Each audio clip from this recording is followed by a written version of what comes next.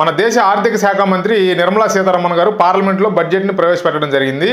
ఈ బడ్జెట్ ప్రవేశపెట్టినప్పటి నుంచి ఆకాశాన్ని తాకుతున్నటువంటి బంగారం ధరలు ఒక్కసారిగా నేల చూపులు చూస్తున్నాయి.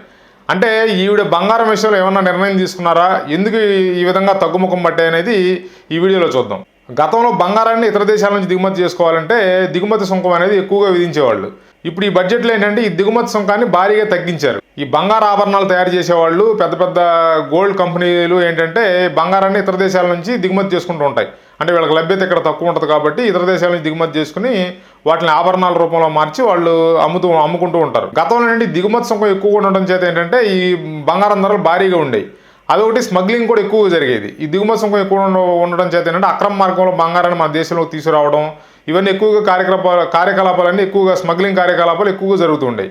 ఇప్పుడు వాటిని అరికట్టే ఉద్దేశంతో ఈవిడ దిగుమతి సుంకం తగ్గించామని చెప్పి చెప్తున్నారు. ఆ కారణం చేత ఈ బంగారం ధర ఒక్కసారిగా నేల చూపులు చూస్తుంది. ఫ్యూచర్లో ఈ బంగారం ధర ఇంకా తగ్గే అవకాశాలు ఉన్నాయా, లేకపోతే ఇట్లాగే ఉంటుందా అనేది మనకు ఒకసారి ఆలోచిస్తే, ఇప్పుడు తగ్గాల్సింది ఏదో ఇక రాబోయే 2-3 రోజులు తగ్గిపోద్ది. తగ్గిపోయిన తర్వాత ఇంకా అక్కడి నుంచి మళ్ళీ స్టడీ అవుతుంది అనమాట.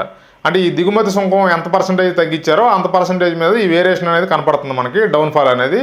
తర్వాత ఇంకా మళ్ళీ స్టడీ అయిన తర్వాత నార్మల్గానే ఈ బంగారం ధరలు కొనసాగే అవకాశాలు ఉన్నాయి. ఇప్పుడు ఏంటంటే బంగారం మీద పెట్టుబడులకి, బంగారాన్ని కొనడానికి ఇది మంచి అవకాశమనే చెప్పాలి. ఎందుకంటే ఒకసారి భారీగా తగ్గింది కాబట్టి ఈ ఇళ్లలో పెళ్ళిళ్ళు ఉన్నవాళ్ళు, ఫ్యూచర్లో రాబోయే రోజుల్లో పెళ్ళిళ్ళ కార్యక్రమాలు లాంటివి ఏమైనా ఉంటే కుటుంబంలో ఈ బంగారం కొనిపెట్టుకోవడం అనేది ఉత్తమమైన పని. తర్వాత ఏంటంటే అదే సందర్భంలో షేర్ మార్కెట్లో ట్రేడింగ్ చేసే వాళ్ళకి షాకింగ్ న్యూస్ ఒకటి చెప్పారు. అదేంటంటే క్యాపిటల్ గెయిన్స్ మీద ట్యాక్సెస్ని విపరీతంగా పెంచారు.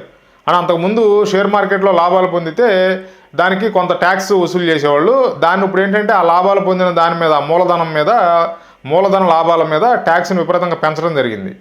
ఈ కారణం చేతే షేర్ మార్కెట్ కూడా డౌన్ ట్రెండ్లో నడుస్తుంది. ఇది కూడా కొంత షేర్ మార్కెట్ ట్రేడ్ చేసే వాళ్ళకి ఇది ఒక షాకింగ్ విషయం అని చెప్పాలి. అదే సందర్భంలో ఈ బంగారం ధరలు విపరీతంగా తగ్గినాయి కాబట్టి ఈ షేర్ మార్కెట్లో ట్రేడింగ్ చేసేవాళ్ళు, ఈ షేర్ మార్కెట్లో ఇన్వెస్ట్ చేసేవాళ్ళంతా ఇప్పుడు బంగారం వైపు మళ్ళీ అవకాశాలు ఎక్కువగా కనపడుతున్నాయి. అంటే మళ్ళీ బంగారానికి డిమాండ్ ఏర్పడి మళ్ళీ కొంత ఈ తగ్గించినటువంటి ఈ విదేశీ సుంకం విలువ వరకు ఇది స్టడీ అవుతుంది.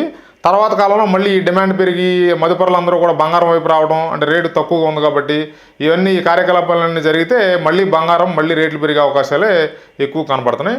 Thanks for watching. Please like, share and subscribe.